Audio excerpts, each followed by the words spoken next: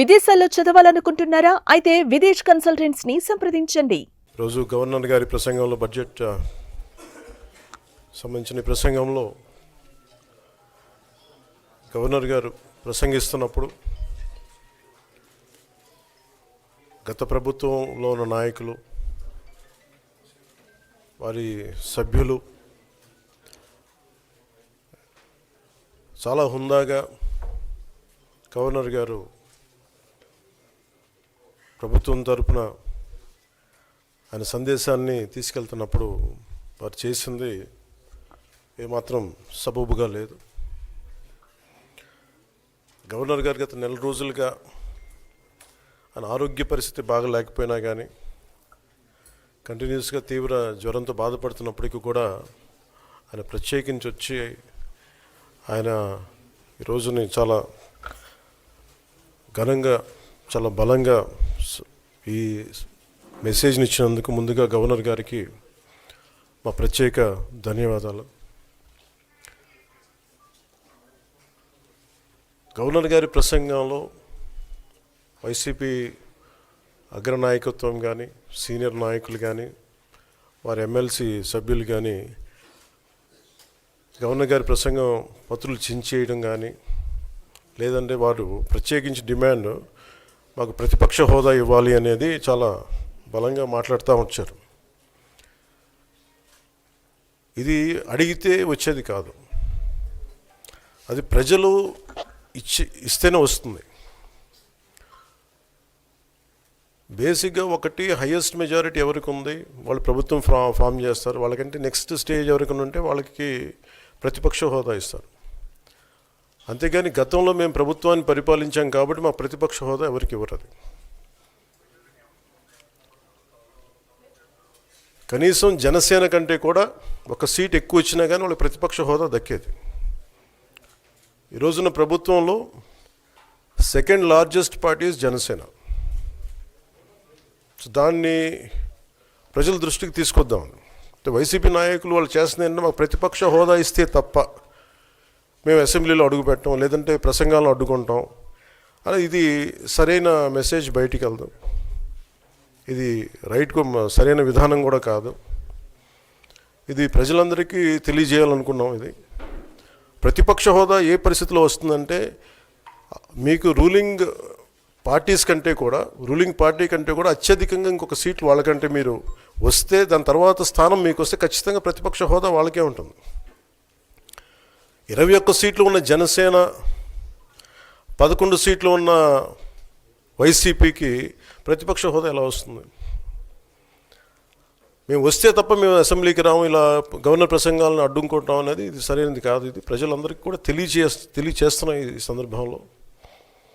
అందుకని ఇది భవిష్యత్తులో కూడా మేము కోరుకునేది వైసీపీ నాయకుల్ని, మీకు ప్రతిపక్ష హోదా ఇవ్వకపోయినా ప్రజలు మీకు 11 సీట్లు ఇచ్చారు, దాన్ని గౌరవించి మీరు అసెంబ్లీకి రండి. మీ స్థాయికి తగ్గట్టుగా మీకు మీకు ఎన్ని ప్రశ్నలు అడగాలో దాన్ని తగ్గట్టుగా ఇస్తారు మీకు. ఇవన్నీ దాటి మన స్పీకర్ గారు కూడా చాలా గౌరవంగా వాళ్ళు 11 సీట్లు వచ్చినప్పటికీ కూడా చాలా గౌరవంతో ఇంతకాలం వాళ్ళకి ఇస్తూ వచ్చారు. ప్రశ్నోత్తరాల సమయంలో కూడా ఆయనకి ఇచ్చారు. గతంలో కూడా ఇవన్నీ ఆయన రావడానికి కూడా ఆయన ఎలా రావాలి, ఏం చేయాలి, దానికి కూడా చాలా ఏమాత్రం ఇబ్బంది పెట్టకుండా గతంలో కూడా చేశారు. ఫస్ట్ మీరు మనకి గవర్నమెంట్ ఫామ్ అయిన తర్వాత కూడా వీటిని దృష్టిలో పెట్టుకొని వైసీపీ కొంచెం హుందాగా వ్యవహరించాల్సిన అవసరం ఉంది. వైసీపీ నాయకులకు కూడా మీకు బాధ్యత ఉంది. గవర్నర్ గారి ప్రసంగాన్ని మీరు ఆ విధంగా మీరు ప్రశాంతంగా విని దాన్ని వచ్చే జరుగుతున్న సమావేశాల్లో మీరు దాని మీద లోటుపాట్లు మీరు చెప్తే బాగుంటుంది తప్ప ఇలా కూర్చోబెట్టి అరుపులు, కేకలు ఇది సమంజసంగా లేదు. అంటే అర్ధాంతరంగా ప్రతిదానికి అసెంబ్లీలోకి రాగానే గొడవ పెట్టుకోవాలి, దేన్నైనా విభేదించాలనేది ఇది చాలా లో లెవెల్ ఆలోచన విధానం, లో లెవెల్ స్ట్రాటజీ. అది ప్లీజ్ మీరు అప్గ్రేడ్ అవ్వండి, మీరు అప్లిఫ్ట్ చేసుకొని మీరు కూర్చోబెట్టి డెమోక్రటిక్ ప్రాసెస్ని గౌరవం ఇవ్వండి. మనస్ఫూర్తిగా వైసీపీ నాయకులకి ఇది నా విన్నపం, నా విజ్ఞాపన. This what I would like to say. And నిజంగా కావాలి అంటే మీరు ఈ 5 సంవత్సరాల్లో మీరు ప్రతిపక్ష హోదా మీకు రాదు. అది మీరు మెంటల్గా ప్రిపేర్ అయిపోండి. 11 సీట్లతోటి మీకు ప్రతిపక్ష హోదా ఇవ్వబడదు. రాదు. ఎందుకంటే ఇట్ ఈస్ చంద్రబాబు గారు, గౌరవ ముఖ్యమంత్రి చంద్రబాబు గారు డిసైడ్ చేసేది కాదు, జనసేన డిసైడ్ చేసేది కాదు. దానికి రూల్స్ ఉన్నాయి, దానికి రెగ్యులేషన్స్ ఉన్నాయి, నామ్స్ ఉన్నాయి. ఉదాహరణకి నేనే ప్రభుత్వం, మన కేంద్ర ప్రభుత్వం ఫార్మేషన్కి మేము వెళ్ళినప్పుడు పార్లమెంటరీ లీడర్ని ఎన్నుకోవాలి మనం కూర్చున్నప్పుడు, ఎన్డీఏ పక్ష నాయకుడు ఎన్నుకోవాలనుకున్నప్పుడు నేను నాయకుల స్థాయిలో నేను కూర్చున్నాను. అదే నేను ఇక్కడ మంత్రిగా ప్రమాణ స్వీకారం చేసేటప్పటికి నన్ను ప్రధానమంత్రి గారి పక్కన నన్ను కూర్చోబెట్టలా. నేను డిప్యూటీ సీఎం అయినప్పటికీ కూడా అది మంత్రి హోదానే కాబట్టి తిరిగి నన్ను మంత్రులందరూ పక్కనే కూర్చోబెట్టారు తప్ప ప్రత్యేకంగా నన్ను అక్కడ కూర్చోబెట్టలేదు. They are very specific rules and regulations నడుస్తాయి. ఉదాహరణకి పొద్దున కూడా స్పీకర్ గారు ఎదురొస్తే, నేను అసెంబ్లీలోకి అడుగు పెడతా ఉంటే స్పీకర్ గారు ఎదురొచ్చారు. మనకి వచ్చి ఆయన కూడా ఆయనతో పాటు రండి అని వెళ్తుంటే ముందుకు తీసుకెళ్తుంటే నాకు అనిపించింది, సార్ ఇది డిప్యూటీ సీఎంకి ప్రోటోకాల్ ఉండదు, ఓన్లీ ముఖ్యమంత్రి గారు, స్పీకర్, మనకు కౌన్సిల్లో ఉండే చైర్మన్ ఆయనే మీరు చేయాల్సింది తప్ప ఇది మేము ఉండేది కాదని చెప్పి నేనే వెళ్ళిపోయాను. ఎందుకంటే మేమే ప్రోటోకాల్స్ బ్రేక్ ఎందుకు చేయమంటే మాకు లేని ప్రోటోకాల్ మేము అడగం. అలాగే వైసీపీ నాయకత్వం కూడా గుర్తించాల్సింది, ఇది మీకు హోదా ఇవ్వబడదు. ఇది చంద్రబాబు గారు ఆప్ చేస్తేనే కాదు, ఇది ఎవరు ఆప్ చేసింది కాదు, మీకు ప్రజలు మీకు ఇవ్వలేదు. మీకు అది మీరు దృష్టిలో పెట్టుకొని మీరు ప్రవర్తించాల్సింది మనస్ఫూర్తిగా నేను వారిని కోరుకున్నాను. అంతేగాని వారిని ఎక్కడ అవమానం పరచాలని కానీ వారిని తగ్గించాలని కానీ లేదు. 175 సీట్లు కేవలం 11 సీట్లు ఇచ్చారు వాళ్ళకి. ఆ దృష్టిలో పెట్టుకొని ప్రవర్తించవలసిందిగా మనస్ఫూర్తిగా వారికి కోరుకుంటూ మీకు తెలియజేసుకున్నాను. Thank you.